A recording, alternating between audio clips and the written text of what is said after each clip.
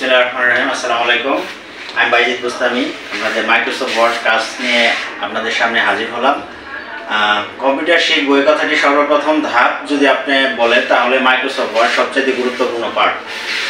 আপনি মাইক্রোসফট অফিসের সম্পূর্ণ করতে গেলে সমস্ত Microsoft Word, Excel, PowerPoint, Access এই সমস্ত কিছু সর্বপ্রথম আপনাকে যেটা শিখে কাজ শুরু করতে হবে এবং যেটার প্রত্যেকটি ধাপেই কম্পিউটারের কাজের ক্ষেত্রে প্রয়োজন হয় সেটি হচ্ছে মাইক্রোসফট ওয়ার্ড। আপনাকে মাইক্রোসফট ওয়ার্ড শিখতেই হবে, যে কোনো কাজে আপনি এটা অ্যাপ্লাই করতে পারবেন।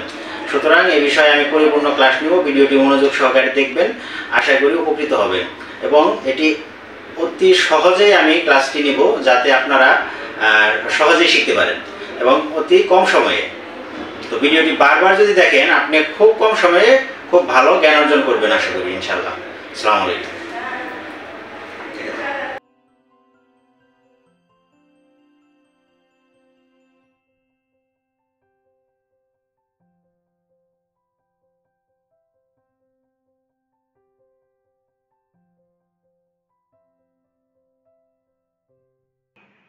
তো আমি এখন ক্লাস শুরু করছি।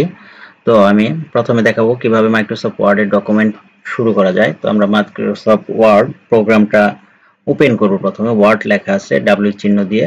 তো এটা আমি 2019 মাইক্রোসফট 19 ভার্সনটা ইউজ করতেছি। আপনি যে কোনো ভার্সন ইউজ করতে পারেন, কোনো অসুবিধা নাই। তো প্রথমে যে টেমপ্লেটগুলো দেখা যাচ্ছে এগুলো বিভিন্ন টেমপ্লেট বিভিন্ন ডিজাইনের হয়ে থাকে, সেগুলো অন্যান্য ক্ষেত্রে প্রয়োজন পড়ে। যেটা প্রথমে শিখতে হবে আপনাকে সেটা হলো ব্ল্যাঙ্ক ডকুমেন্ট দিয়ে শুরু করতে হবে। তো আমি ব্ল্যাঙ্ক ডকুমেন্ট দিয়ে শুরু করছি কাজটা এবং আমি দেখাচ্ছি। তো ব্ল্যাঙ্ক ডকুমেন্ট ওপেন করার পর যে কালো লম্বা দাগটা লাভ হচ্ছে এটার নাম হচ্ছে কার্সর। কার্সর মাউসে ক্লিক করার পর যেটা লাভ হয় সেটা হচ্ছে কার্সর। আর যে ফাইল, হোম, ইনসার্ট যে মেনুগুলো আছে এগুলোকে বলে টুলবার। প্রত্যেকটা টুলবারেরই কাজ রয়েছে, সেগুলো কাজের ক্ষেত্রে প্রয়োজন হবে। সেগুলো প্রত্যেকটা টুলবারের কাজ আছে, কম বেশি কাজ আছে, কিন্তু সেটা যখন আপনি প্র্যাকটিক্যাল কাজ করতে যাবেন তখন অটোমেটিক এগুলো প্রয়োজন হবে। তো আমি বিভিন্ন প্রয়োজনীয় টুলবারের কাজ শিখিয়ে দিব। ভিডিওটি মনোযোগ সহকারে দেখতে থাকেন, আশা করি খুব ভালো জ্ঞান অর্জন করতে পারবেন এই ভিডিওটি থেকে এবং একটি ক্লাস পরিপূর্ণভাবে দেখলেই আপনি ভালো জ্ঞান অর্জন করতে পারবেন। তো যেগুলো আছে সবগুলো টুলবার, ডিজাইন, লেআউট, রেফারেন্স যেগুলো আছে সবগুলোই টুলবার। এখন এগুলো মুখস্থ করার কোনো প্রয়োজন নাই, কাজের প্রয়োজন যখন আপনি কাজ প্র্যাকটিক্যাল করতে যাবেন তখন অটোমেটিক এগুলো আয়ত্তে আইসা পড়বে আর কি, এসে পড়বে।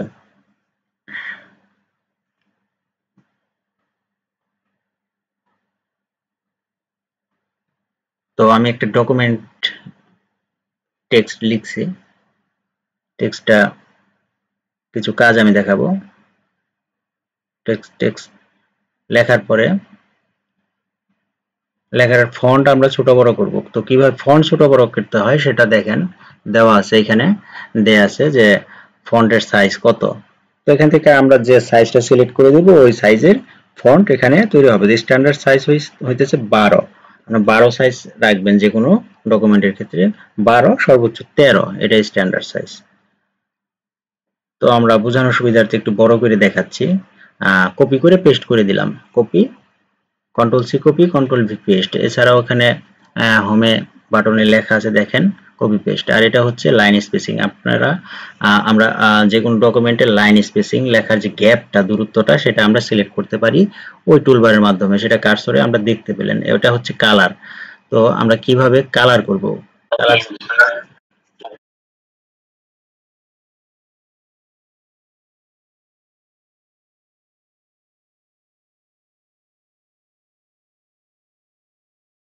বিভিন্ন কালার মোডে নিয়ে আসতে পারি।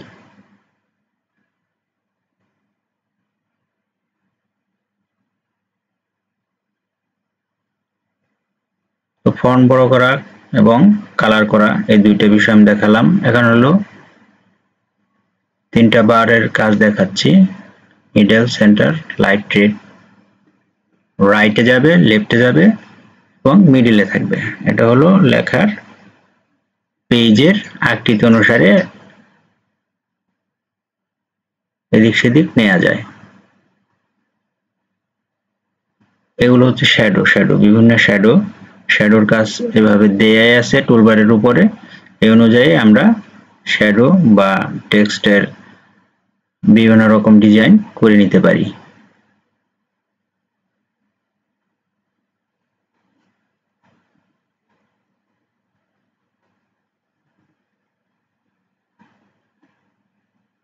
বিভিন্ন রকমের শ্যাডো দেয়া আছে, যার যেটা প্রয়োজন হয় সে অনুযায়ী সেটা নিয়ে কাজ করা হয় বা কাজ করা যেতে পারে।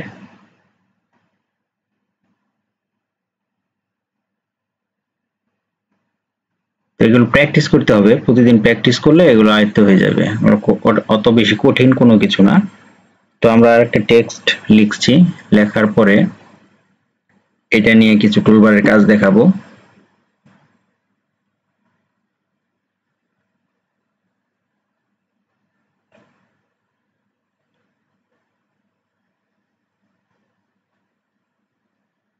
তো টেক্সটটা লেখার পরে আমরা এটাকে অটোমেটিক কালার করে নিলাম।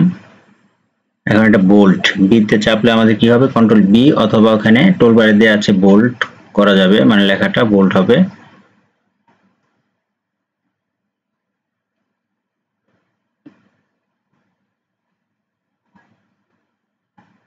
কিছু কপি পেস্ট করে নিচ্ছি, কারণ আমি কিছু অপশন দেখাবো, গুরুত্বপূর্ণ অপশন। এখন পেজ সেটআপটা আমি দেখাবো কিভাবে। প্রিন্টে যাওয়ার পরে আমরা A4 এ করে নিব পেজটাকে। তো ম্যাক্সিমাম কাজ A4 হয়, এখানে অনেক আছে, লিগ্যাল আছে, A4 আছে, 3 আছে, বিভিন্ন সাইজ আছে। তো আমাদের যেটা বেশি প্রয়োজন হয় সেটা হচ্ছে A4 এ নেওয়ার পরে পেজটাকে আমরা কি করলাম, A4 এ সেটআপ করলাম। এখন আমরা এটাকে মার্জিন দিব, পেজের মার্জিন প্রয়োজন অনুযায়ী, লেখা অনুযায়ী মার্জিন সেট করতে হয়। তো কমন যে মার্জিন সেটা 1.5 লেফটে, রাইটে 0.5, আপে যেটাকে হেডার বলে এটা থাকে 0.5, বটম 0.5।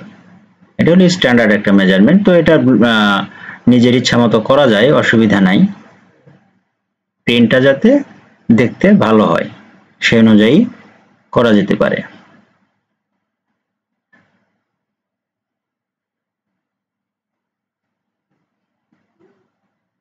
তো আমি একটা মার্জিন সেট করে নিয়ে ওকে করে দিলাম।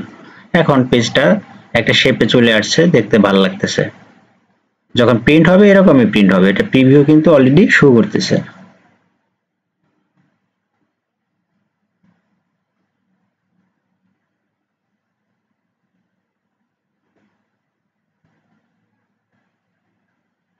লেখাটাকে আমরা বোল্ড করে নিলাম, এভাবে বোল্ড করতে হয়, এভাবে ইটালিক, এভাবে আন্ডারলাইন, এগুলো বোল্ড, ইটালিক, আন্ডারলাইনের কাজ। এগুলো নিয়মিত প্র্যাকটিস করতে হবে। তারপর আমরা ডকুমেন্টটাকে কি করব, সেভ করব। একটা ডকুমেন্ট তৈরি করলাম, সেভ না করলে তাহলে তো ডকুমেন্টটা থাকবে না কম্পিউটারে, এই কারণে আমাদের কি করতে হবে, সেভ করতে হবে। তো আমরা প্রথমে ডকুমেন্টসে সেভ করতেছি, ফাইল নেমটা দেওয়া আছে, এটা রিনেম করে চেঞ্জ করা যায়, যে কোনো নাম দেয়া যায়। তো আমরা যে নামে ডকুমেন্টটা লেখা আছে ওই নামে আমরা সেভ করে দিলাম, বাস। এখন পরবর্তীতে আমরা যদি এই ক্লোজ করে দেই, লেখাটা ক্লোজ করে দেই বা ওয়ার্ড প্রোগ্রামটা ক্লোজ করে দেই, তাহলে এটা ওইখানে পাওয়া যাবে ডকুমেন্টস। এখন আমরা সেভ এজে দেখাবো, যেটা ড্রাইভে সেভ করা হয়। ড্রাইভে সেভ করলে অনেক সময় কম্পিউটার উইন্ডোজ দিলে ডকুমেন্টস সেভ করলে চলে যেতে পারে, এই কারণে আমরা কি করব, ড্রাইভে সেভ করব, যাতে উইন্ডোজ দিলে হার্ড ডিস্কে সবসময়। তো আমরা এখন নিউ একটি ডকুমেন্ট ওপেন করতেছি। এখানে দেখাবো কিভাবে একটা ডকুমেন্টে ছবি অ্যাড করা যায়, একটা পেজে ছবি অ্যাড করা যায়। এই জন্য আমরা প্রথমে যাব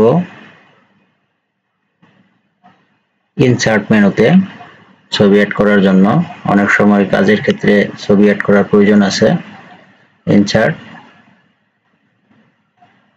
তারপর পিকচারে যে আমরা ড্রাইভ থেকে একটা ছবি নিয়ে সেটা সিলেক্ট করে দেব। তো আমরা একটা ছবি সিলেক্ট করতেছি ড্রাইভ থেকে। আমরা এই ছবিটাই নিলাম, বাংলাদেশ মানচিত্র। হ্যাঁ, তো এই ছবিটা আমাদের প্রয়োজন অনুসারে যে কোনো ছবি আমরা ড্রাইভে সেভ করা থাকে সেটা আমরা নিয়ে কাজ করতে পারি। এটা হলো ইনসার্টের মাধ্যমে পিকচার অ্যাড করা, ইনসার্ট ক্লিক পিকচার অ্যাড করা। এটা অনেক প্রয়োজনীয় একটা বিষয়, সবগুলোই প্রয়োজনীয়, কিন্তু এখন দেখাবো কিভাবে একটা পেজে পেজ নাম্বার দিতে হয়। আমাদের একাধিক পেজের কাজ থাকতে পারে, 1 পাতা 2 পাতা 3 পাতা এরকম 100 200 পাতা ওর কাজ থাকতে পারে। তো পেজ নাম্বারটা থাকলে কি হয়, প্রিন্টের ক্ষেত্রে সুবিধা হয়, যেটা কত নাম্বার পেজ। তো কিভাবে পেজ নাম্বার দিতে হয়, সেক্ষেত্রে আমাদের ইনসার্ট মেনুতে যেতে হবে। ইনসার্ট মেনুতে যাওয়ার পরে লেখা আছে পেজ নাম্বার। এখন পেজ নাম্বারটা কোথায় হবে সেটা ইন্ডিকেট করে দেখিয়ে দিতে হবে। তো প্রয়োজন অনুসারে আমি এটা বটম মানে ফুটারের মিডল বরাবর সেট করে দিলাম। এটা স্ট্যান্ডার্ড, তো যে কোনো জায়গায় দেয়া যায়, অসুবিধা নাই, শুধু এতটুকু কাজ করলেই এনাফ। তো পেজ নাম্বার এটা 1। এখন আমরা যদি 2 নাম্বার পেজে লেখা থাকবে 2, যথাক্রমে এরকম পেজ নাম্বার অ্যাড হয়ে যাবে অটোমেটিক। তো এটা দেখিয়ে দিলাম কিভাবে পেজ নাম্বার দিতে হয়। এখন দেখাবো কিভাবে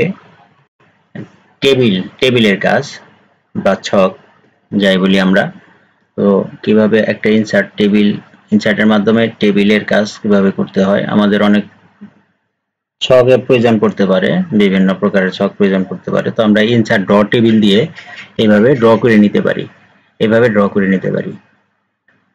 নিতে পারি। আমাদের প্রয়োজন অনুসারে র এবং কলাম বাড়িয়ে নিতে পারি, ছোট করতে পারি, বড় করতে পারি। তো এখন আমরা দেখাবো কিভাবে টেবিল অটোমেটিক সিলেক্ট করে দিলেও এরকম সিলেক্ট হয়ে যাবে। অটোমেটিক সিলেক্ট করে দিয়ে প্রয়োজন অনুসারে যে কয়টা র যে কয়টা কলাম প্রয়োজন ওই অনুযায়ী কাজের ক্ষেত্রে আমরা এভাবে ছোট বড় করে নিয়ে নিতে পারি। এটা হলো টেবিলের কাজ, যখন প্রয়োজন হবে তখন টেবিলের কাজ এভাবে করব।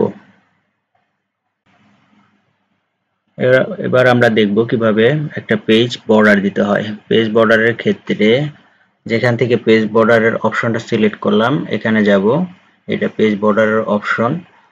তো এখানে যে আমরা কি করব, বর্ডার সিলেক্ট করে দেব প্রয়োজন অনুসারে। এখানে বিভিন্ন রকমের আছে বর্ডারের ডিজাইন,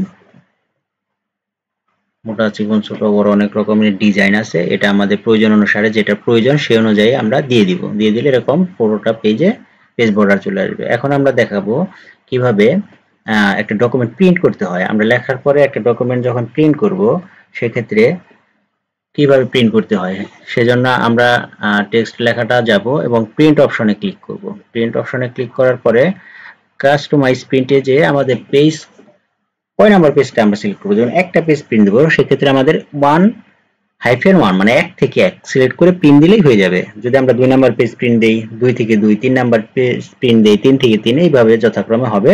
এবং যদি বেশি পেজ প্রিন্ট দেই তাহলে 1 থেকে 10টা পেজ হলে 1 থেকে 10 লিখে দিলে 10টা পেজ একসাথে প্রিন্ট হবে। এভাবে আমি একটা পেজ প্রিন্ট দিয়ে দেখালাম, যা লিখছি সেটাই কিন্তু অটোমেটিক প্রিন্ট হয়ে গেছে। আমি শুধু কি করলাম, কমান্ড দিয়ে দিলাম, প্রিন্ট কমান্ড দিয়ে এভাবে প্রিন্ট করতে হয়। এবার আরেকটা কাজ, সেটা হচ্ছে অনেকে কোশ্চেনের কাজ করতে পারে, পরীক্ষার এক্সামের কোশ্চেন তৈরি করতে পারে। সেক্ষেত্রে কিভাবে সূত্রটা প্রয়োগ করতে হয়, সেক্ষেত্রে আমরা ইনসার্টে যাব এবং ইকুয়েশনে যাব। এখানে অনেক ধরনের সূত্র আছে, সেই অনুযায়ী আমরা লিখে দিব। এখানে অনেক সাইম্বল আছে, সাইম্বল অনুযায়ী যার যেটা প্রয়োজন সেই অনুযায়ী এখানে বিভিন্ন সূত্র প্রয়োগ করা যাবে, মানে সূত্রটা লেখা যাবে। এজন্য এই ইকুয়েশনটা ইউজ করতে হবে। এতগুলো টুলবারের কাজ আমি দেখালাম, এগুলোই আসলে প্রয়োজন পড়ে সবচেয়ে বেশি যখন আপনি এই কাজগুলো শিখে যাবেন। আর বাকি যে টুলবার গুলো আছে আপনি অটোমেটিক শিখে যাবেন কাজের ক্ষেত্রে। এই কারণে অত বেশি মুখস্থ করে ঠুটস্থ করার প্রয়োজন নাই। এই কারণে কি বলে এত বেশি প্রেসারও নেওয়ার দরকার নাই। বারবার এই টুলবার গুলো প্র্যাকটিস করলেই আপনাদের কি কম্পিউটার মাইক্রোসফট ওয়ার্ডটা আয়ত্তে এসে পড়বে। ধন্যবাদ।